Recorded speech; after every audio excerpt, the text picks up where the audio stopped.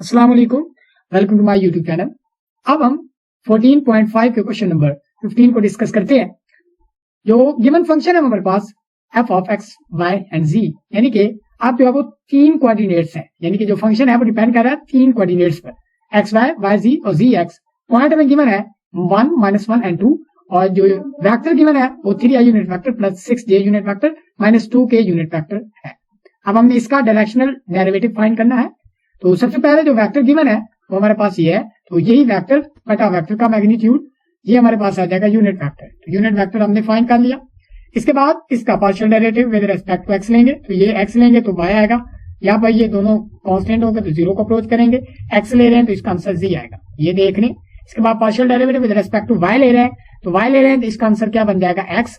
ये वाई ले रहे हैं इसका आंसर बन जाएगा जी। ये वाई ले रहे हैं तो इसका आंसर बन जाएगा जीरो, क्योंकि दोनों जो है वो एज अ कांस्टेंट ट्रीट होंगे। इसके बाद partial derivative with respect to z find करेंगे, जी तो ये भी कांस्टेंट, ये भी अप्रोच कर देगा जीरो को। और इसके बाद इसका partial derivative with respect to g लेंगे तो y आएगा, इसका partial derivative with respect to g लेंगे तो x आएगा। ये हमारे पास partial derivative with respect to g भी हमने कैलकुलेट कर लिया। इसके बाद अब ग्रेडियंट जो होता है वो partial derivative with respect to x, y and z, तो इसके साथ i j के यूनिट वेक्टर लगा देते हैं। अब हम क्या करेंगे, इसकी वैल्यू जो है वो हमने देखी थी, हमने वो पुट करनी है, यानी कि partial derivative with respect to x, ठीक है, वो हमारे पास थी y प्लस जी। अब यहां पर हमने क्या करना है कि जो पार्शियल डेरिवेटिव, सबसे पहले जो ग्रेडियंट होगा f वो इक्वल किसके होगा, सबसे पहले क्या आया हमारे पास y प्लस जी, ये i यूनिट वेक्टर है, प्लस दूसरा जो आया वो है x प्लस जी, हमारे पास रहा ये यूनिट वेक्टर, प्लस तीसरा क्या आया y प्लस x के यूनिट वेक्टर है। इसके बाद जो पॉइंट गिवन है वो हमारे पास है 1, -1 एंड 2। अब यहाँ पर हम 1 यानी कि जो पॉइंट की नॉट है वो गिवन है 1, -1 और 2, यानी कि y की जगह पर हम -1 पुट करेंगे। तो यहाँ पर आप देख सकते हैं कि y की जगह पर, यानी कि ये y की जगह पर हमने -1 पुट किया, z की जगह पर हमने 2 पुट किया है। इसके बाद जो x की जगह पर 1 और z की जगह पर 2, फिर y की जगह पर -1 और x की जगह पर 1 पुट किया। यहाँ पर हमने ग्रेडियंट एट पॉइंट P निकाल लिया। इसके बाद अब हम क्या करना है, फाइंड ग्रेडियंट हमने निकाल लिया। अब हमने क्या करना है, डायरेक्शनल डेरिवेटिव फाइंड करना है। तो ग्रेडियंट इनटू इसका यूनिट वेक्टर u का, तो इनका दोनों को डॉट प्रोडक्ट करना है। इसकी वैल्यू हम निकाल चुके हैं, ये वाली डॉट जो यूनिट वेक्टर निकलेगा वो, उनका डॉट अगर प्रोडक्ट करेंगे तो i यूनिट वेक्टर के साथ मल्टीप्लाई होगा 3/7, इससे मल्टीप्लाई होगा तो ये 18/7, तो ये मल्टीप्लाई होगा तो ये 0 हो जाएगा। तो क्या बन जाएगा 18 और प्लस 3 इज इक्वल टू 21 और 7, तो इसको जब हम कैंसिल आउट करेंगे तो which will be equal to 3। हमारे पास directional derivative of f in the direction of u at point P naught is equal to 3। अब हम क्वेश्चन नंबर 17 की तरफ मूव करते हैं। तो यहाँ पर जो वेक्टर गिवन है हमारे पास वो है u is equal to 2i unit vector plus j unit vector minus 2k unit vector. तो सबसे पहले तो हम इसका यूनिट वेक्टर फाइंड करेंगे, वेक्टर ओवर वेक्टर का मैग्नीट्यूड, ये आ गया इसका यूनिट वेक्टर। इसके बाद हम इस फंक्शन का partial derivative with respect to x find करेंगे। यहाँ पर क्या होगा कि जो ये 3 तो कांस्टेंट ये बाहर ही रखा, बाकी ये भी फंक्शन x का, ये भी फंक्शन x का, तो इस पर प्रोडक्ट रूल लगेगा, e की power x as it is. इसका जो होगा डेरिवेटिव वो क्या होगा minus sine x and z, और फिर इसके एंगल का डेरिवेटिव क्या होगा, साथ partial derivative with respect to x is equal to z होगा। इसी तरह ये cos of z x as it is होगा, e की पावर x का डेरिवेटिव होता है e की पावर x ही होगा। यहाँ पर हम 3 को अंदर मल्टीप्लाई करेंगे, ये आएगा, 3 को मल्टीप्लाई किया, ये रहा हमारे पास partial derivative with respect to x। इसके बाद partial derivative with respect to y लेंगे, तो ये तमाम फंक्शन किसका है, x और z का फंक्शन है, तो y का फंक्शन नहीं है, तो ये एज अ कांस्टेंट ट्रीट होगा, तो कांस्टेंट का डेरिवेटिव क्या होता है 0। इसी तरह partial derivative with respect to z of that function, तो ये e की पावर x और 3 जो है वो एज अ कांस्टेंट ट्रीट होंगे। इसका partial derivative with respect to z हम लेंगे, ये माइनस साइन एक्स जी, और इसके एंगल का derivative with respect to z will be equal to x। इसको भी कैलकुलेट कर लिया। इसके बाद अब हम ग्रेडियंट फाइंड करेंगे, gx gy और इसके साथ i j के यूनिट वेक्टर। इसके बाद इनकी वैल्यूज को हमने यहाँ पर जो है वो पुट कर दिया है।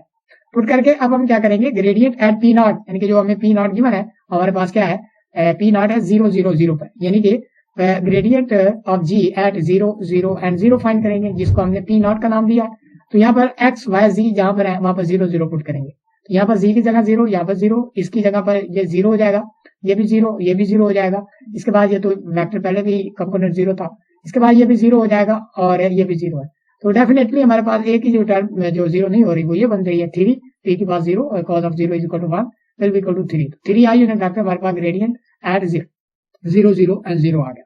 इसके बाद हम डायरेक्शनल डेरिवेटिव फाइंड करते हैं gradient at P naught into unit vector.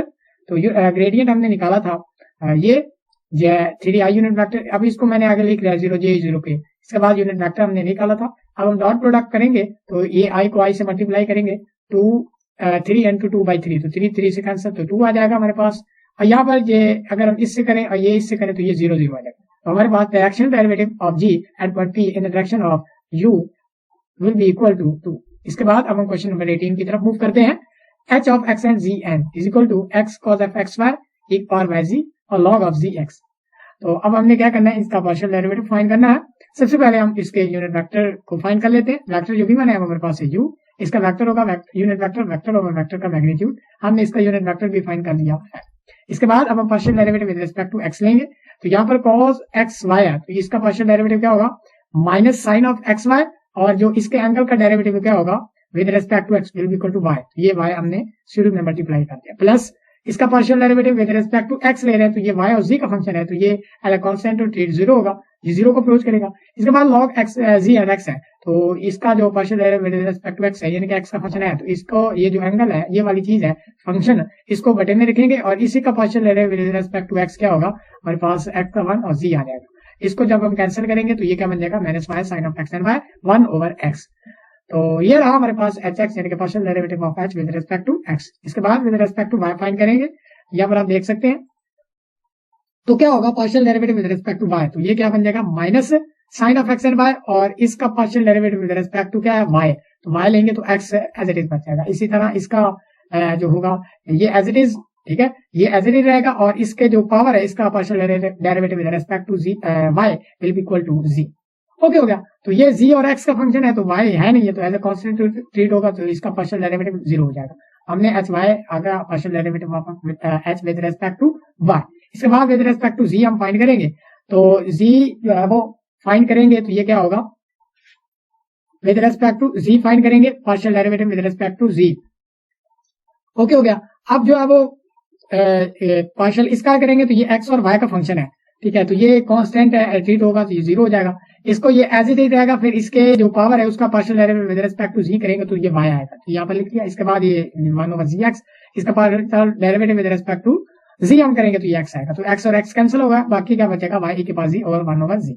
तो अब हमने ग्रेडियंट फाइंड करना, तो ये f जो है वो h x, ये h y और ये h z हमने जो है वो यहाँ पर पुट कर दिए हैं i j के यूनिट वेक्टर लगा के ग्रेडियंट। अब एट p नॉट पे हमने फाइंड करना है तो y जहाँ पर 0 है, y जो है वो हमने क्या करना है कि जो गिवन पॉइंट था वो है 1 0 एंड 1/2, यानी कि जहां पर x है वहां पर 1, जहां पर y है वहां पर 0 और जहां पर z इज इक्वल टू 1/2। तो हमने ये वैल्यूज जहां पर पुट की है, हमारे पास ग्रेडियंट एट p नॉट क्या बनेगा, i यूनिट वेक्टर प्लस 1/2 और 2 के यूनिट वेक्टर। इसके बाद जब डायरेक्शनल डेरिवेटिव फाइंड करने हैं तो इसकी वैल्यू ये डाल दी और यूनिट वेक्टर हमने जो फाइंड किया था ये, इन दोनों का डॉट प्रोडक्ट लेंगे, इससे मल्टीप्लाई होगा तो 1/3 और इसके साथ ये मल्टीप्लाई होगा तो ये 2 into 1/2 यानी कि 2 और 2 कैंसिल होंगे 1/3 बच जाएगा। इसको इसके साथ मल्टीप्लाई करेंगे तो 2 into 2 4/3, तो ये इनको प्लस करेंगे तो 6/3 विल बी इक्वल टू 2। तो हमारे पास जो डायरेक्शनल डेरिवेटिव ऑफ h है, यहाँ पर आपने h लिखना है क्योंकि फंक्शन क्या था h ही था, तो यहाँ पर आप h लिखेंगे। Directional derivative of h in the direction of u at point p naught will be equal to 2। ये हमारे पास था आज के लेक्चर का लास्ट क्वेश्चन, जो कि हमने एक directional derivative of the given function था, एक हमारे पास क्वेश्चन था जो कि क्वेश्चन नंबर 11 से 18 तक थे। इन क्वेश्चन को हमने डील कर लिया, सब एक जैसे क्वेश्चन थे। एक क्वेश्चन मैंने आपको असाइनमेंट के तौर पर दिया है वो आप खुद कीजिएगा। अगर कोई जो है वो कंफ्यूजन है किसी भी क्वेश्चन में आप कमेंट सेक्शन में पूछ सकते हैं। हमारे चैनल को सब्सक्राइब कीजिए, लाइक करें और दोस्तों के साथ शेयर करें। मिलते हैं अगले लेक्चर में, तब तक के लिए इजाजत दीजिएगा। अल्लाह निगहबान।